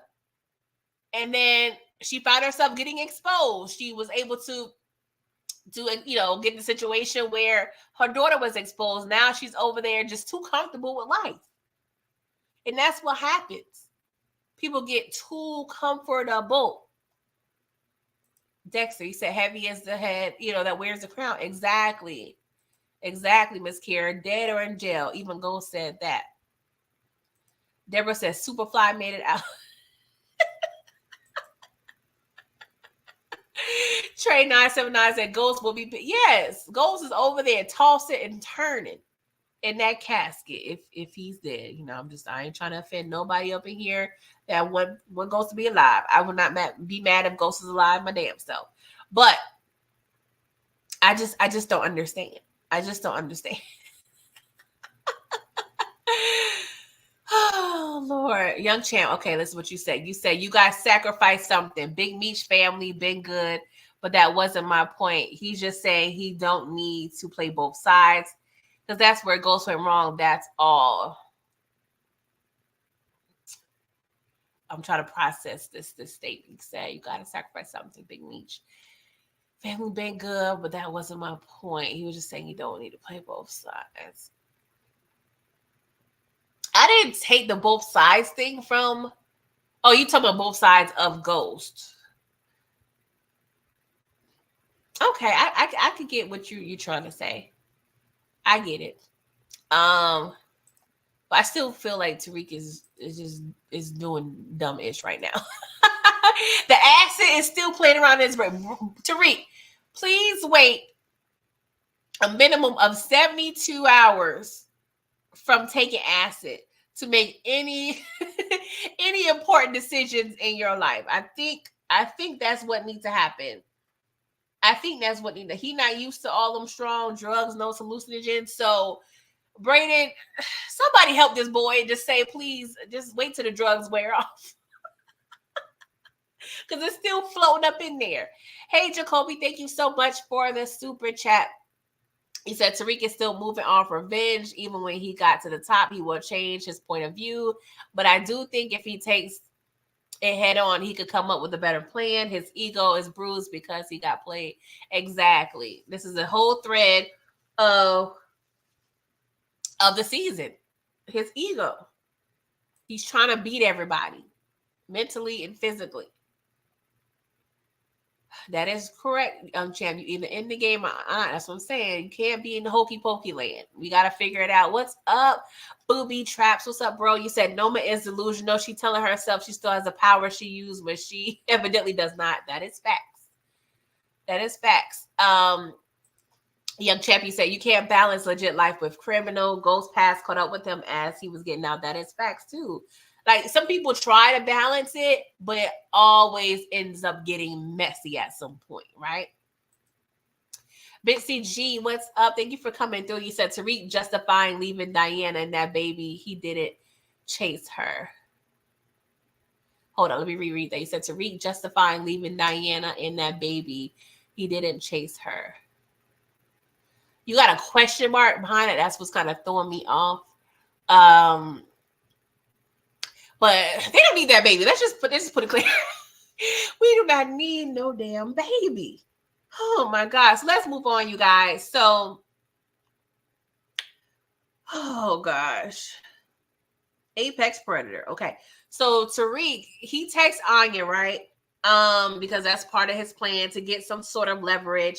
And he asked her, was she free? She was like, no, but I'm free this weekend. So that's what I'm saying, Anya, you got to play the game. I don't know who's been teaching you the game, Anya, but they did a good job because we know it ain't Noma, okay? So apparently, of course, Tariq's quest for revenge and leverage is tied in with Anya. We're going to have to see how that pans out, right? Meanwhile, Mr. Cuckoo for Cocoa Puffs himself, Detective Carter, Mr.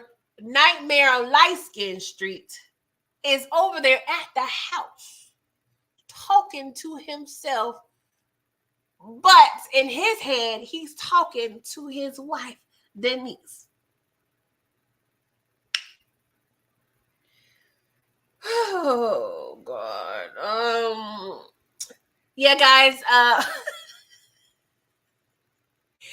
Mr. Sir is not wrapped too tight.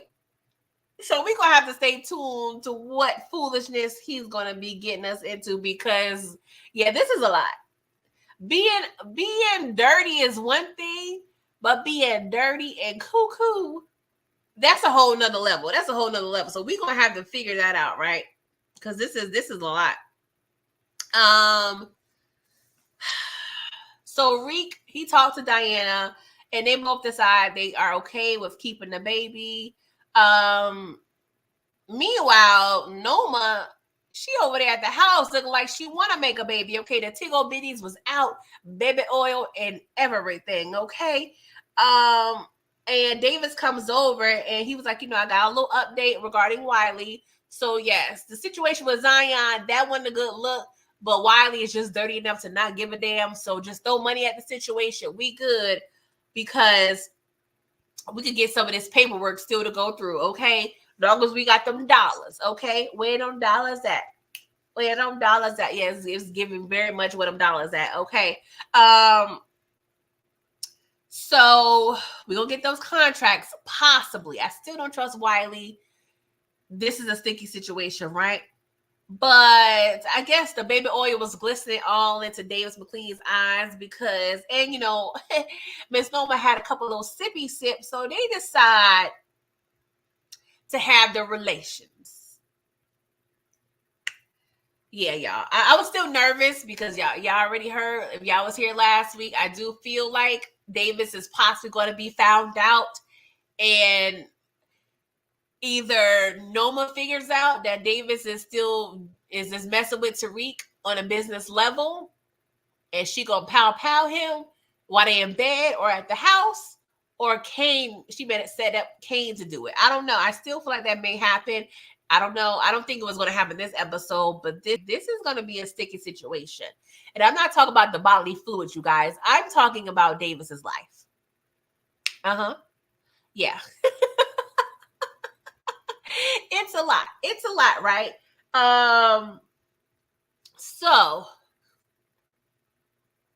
I don't know. I don't. Miss Kira said no, not Davis, and that's the thing, right? I don't want Davis to leave either, but it's just too many things that's happened in this season that makes me feel that it's giving Proctor a little bit. It's giving a little bit of Proctor. And I don't even know why I put that in my head just now, because I'm still dealing with PTSD when it comes to Proctor.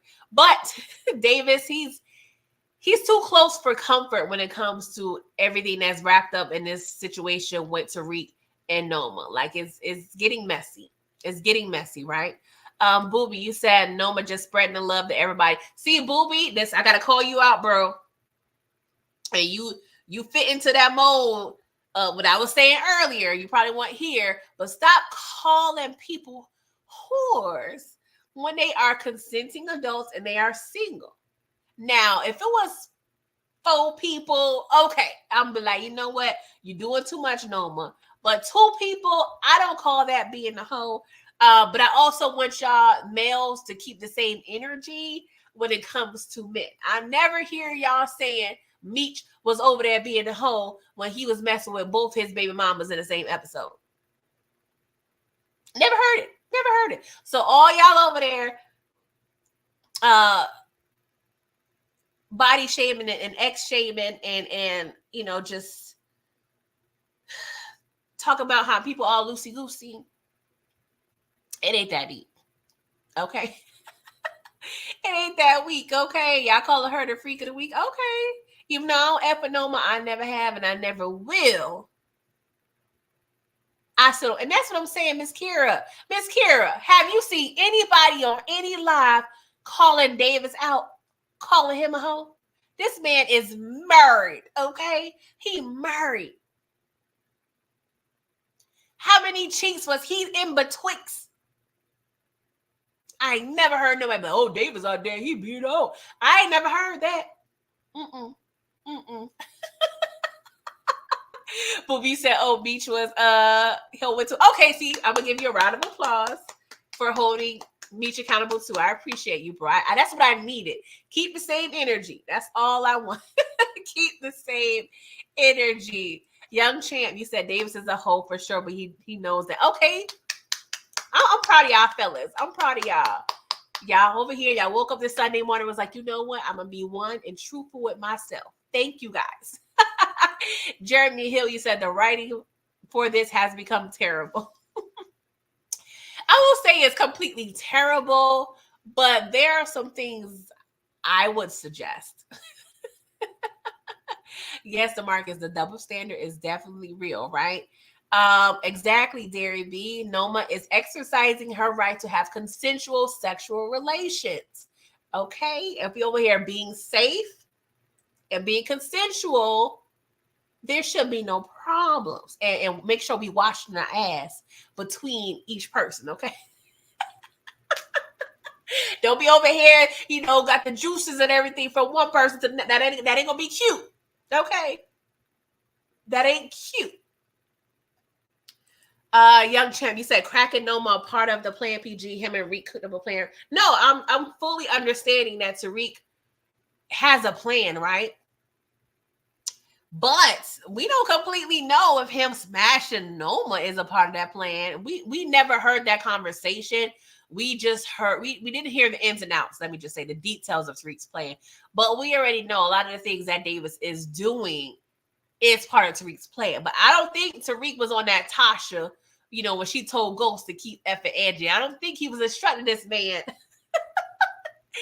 to be a plumber and a lawyer, okay, doing pipe work and over here, doing all the things. I don't know about that, but it doesn't hurt. It doesn't hurt. Okay. Yes, Miss Kara, wash your ass. Use protection and get tested. Okay, that should be like on a t-shirt or something, Miss Kara. You need to go ahead and get that. Get that together, girl. Go ahead. Put that on the internet, please. Okay. All right, y'all. So let's move on. Because I'll mess with y'all again for another 2 hours. Y'all know I'll be trying to do all that. But hey, this is the last season. This is the last episode for 2 months. So y'all rocking with me. We gonna be here. Okay. But I'm trying to get out of here. So let's finish this up, right? So we on Operation Let's Steal Noma's Coke, right? And this is featuring the Tejadas, some random thugs, and the po-pos, right? So just to summarize the situation, a lot of pew, pew, pew, a lot of blickies going off and white furs. And we was able to seemingly take down Noma's people or whoever was delivering said work. And Carter pops up with his team, okay? HFG, thank you so much, boo, for this super sticker. Thank you for the 999. I appreciate that, boo. It's going to the building fund. Just know that. It's going to the building fund. So, y'all, we get the quote-unquote, air quotes, big reveal, right? Unless you've been under the rock, under a rock watching this show, you should have peeped. Something was a little fishy when it came to Carter, right? So at the end of the day, he ends up offering Monae a deal, right? He tells her, hey, you can keep selling the drugs, but just give me my 35%, okay? He's including a dealer tax on her. But I was like, that's kind of steep. 35 of the percent. Like, how do you know it's 35%? Are you going to audit me at the end of the year? But like, hey, you sold this many bricks. This is your cut. This is my cut. Like, how are we going to make sure the math is math in one? And two, do we get a little leeway like during the holidays? We got gifts to buy. We got drip to buy. Like, can we knock it down to 20% between November? Because we got Black Friday and Thanksgiving. And then we got Christmas. So can we knock that down during the holidays and birthdays? Like you over there asking a whole lot, Carter. So apparently, this is what he does. He's pretty much extorting all of the drug dealers in New York. He's pretty much controlling all of the dealers decide who gets to work in the city, who does not get to work in the city. His only request is for innocents / civilians to not be harmed. And if that were to happen, he would harm said dealers. Now, when he said that he was controlling the whole city in terms of the dealers, and that kind of piqued my interest. And I'm not one of those people that like to bring ghosts back, but that piques, like, how long have you been doing this? And did you have a deal with Ghost?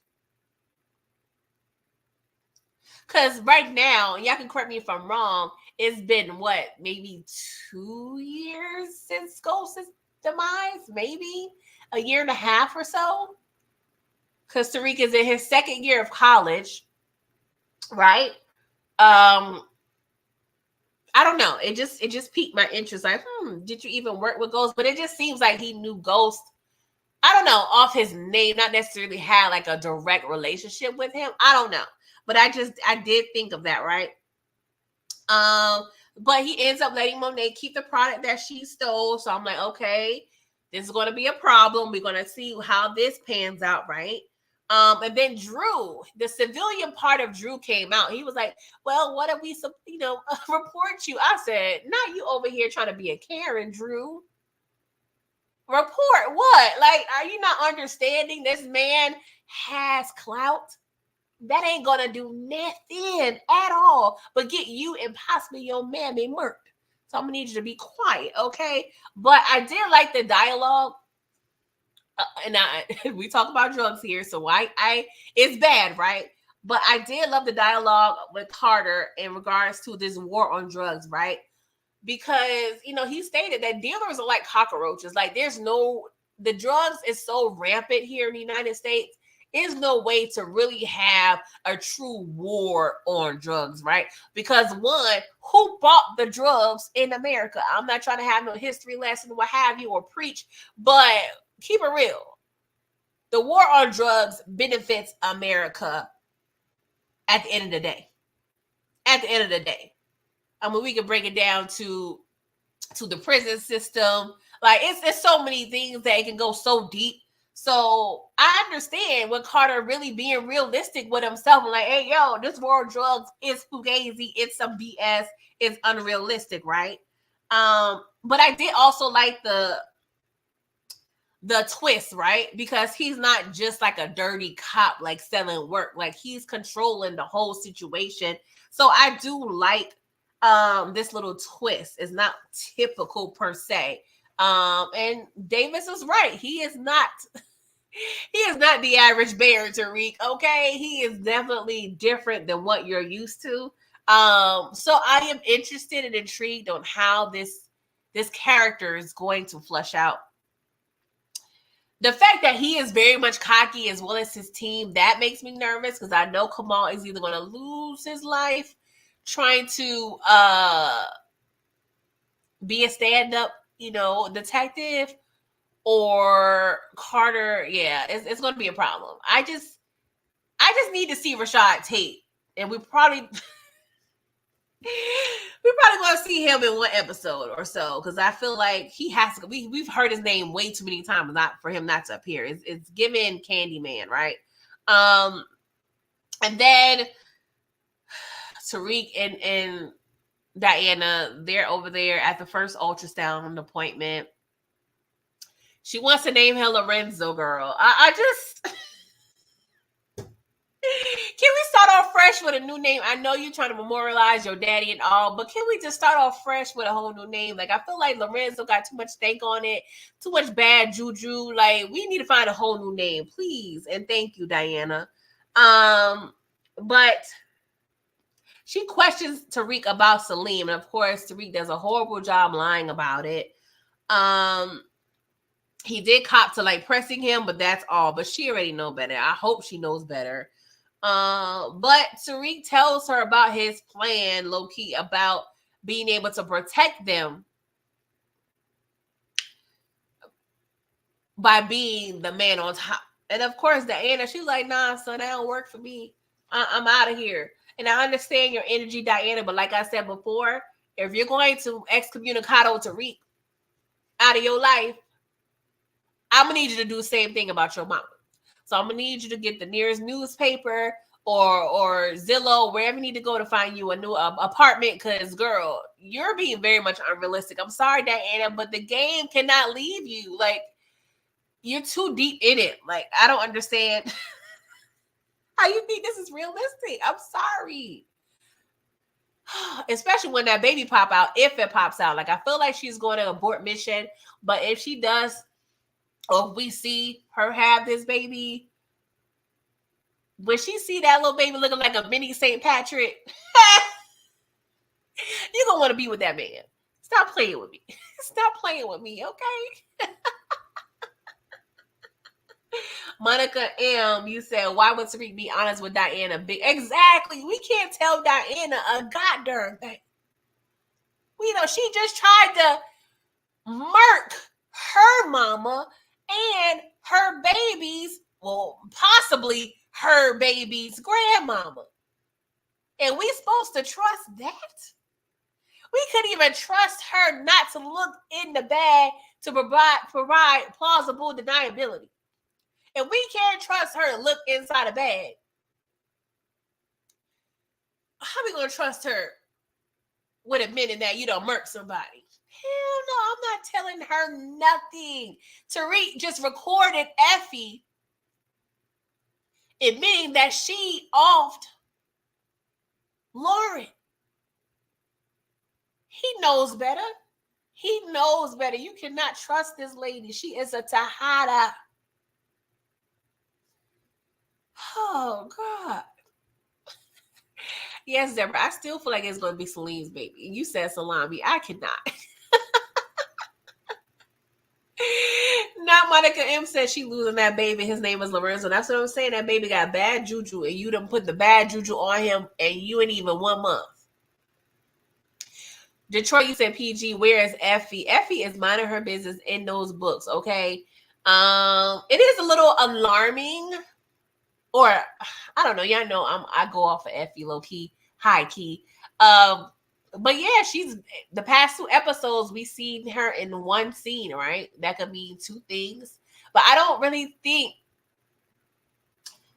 see death for Effie. I'm not saying that ain't gonna happen, but I don't know. I'm still holding near and dear that she holds the key to the Russians. That's still a piece. I feel like that's going to be important to her, right? So that could be helpful or harmful. I'm just going to say that. Oh, God. DeMarcus, you said you can't. Why do you got to bring Effie into this, DeMarcus? We talking about Diana, okay? So y'all be over here just doing too much. Stephen Harris, you said he good. I guess you meant to say he's a good, honest cop, but he ain't the best cop because he failed to do even when they cheat the system. They still fail. The best cop on the show so far, Carter, is a cop happy to let dealers kill each. Yeah, that's what I'm saying. Like, I get his reasonings, but 35%. Like, are we just giving out turkeys on Thanksgiving, or are we giving out turkeys every month? Like, what is the 35% going to? Because it ain't going to your house and your lifestyle, because it look like y'all still living in like the 90s over there. Maybe he's giving it to mothers who experience offings from their teenage sons or young sons. Like, I don't know where that money is going. And he did mention his tea. But I need to see what you do with that 35%. Okay, Monae, request a report to see where your funds are going, ma'am. HFG, you said I have a feeling that Effie actually escapes. Yeah, that's possible too. But the flip side, if we start seeing more and more of a character, that means they're possibly going to go too. So I'm actually not bothered that we're seeing less of Effie. And honestly, we don't really see a lot of Effie unless she's really in the mix with Tariq, right? So since her and Tariq are really not on the same page, like, they seem cordial at this point, but we don't really see Effie too independent of Tariq. Now, we did see her a little bit with Kane, but now that we see Kane with Noma, that option is cut off. Unless if Kane peeps Davis over there body rocking, knocking the boots with Noma, I can see Kane over there crying for me Argentina over there with Effie. But we gonna see. Yeah, Deborah, I did see and I did hear in the interview that the actress did mention that her mom will be coming. So I don't know.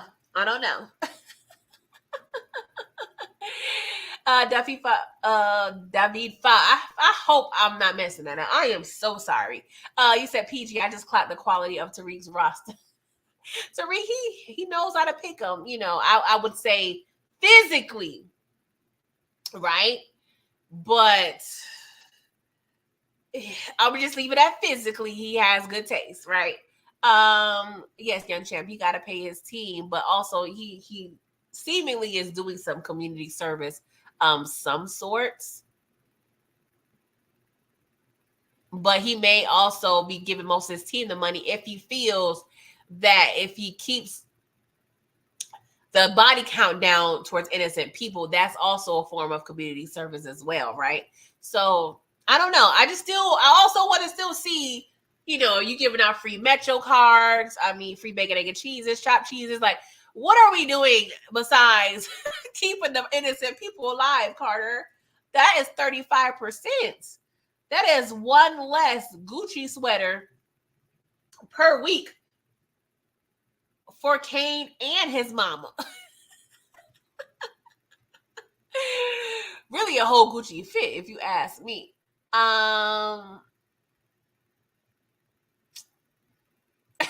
Yeah, Detroit said Kane always crying. Yeah, that is facts. That is facts. Eric H, what's up? You said he's definitely keeping 10% out of that 35%. Yes. But y'all, it's almost 2 hours. I think I should get out of here. I don't want to spend any more of your Sunday morning, or I should say afternoon,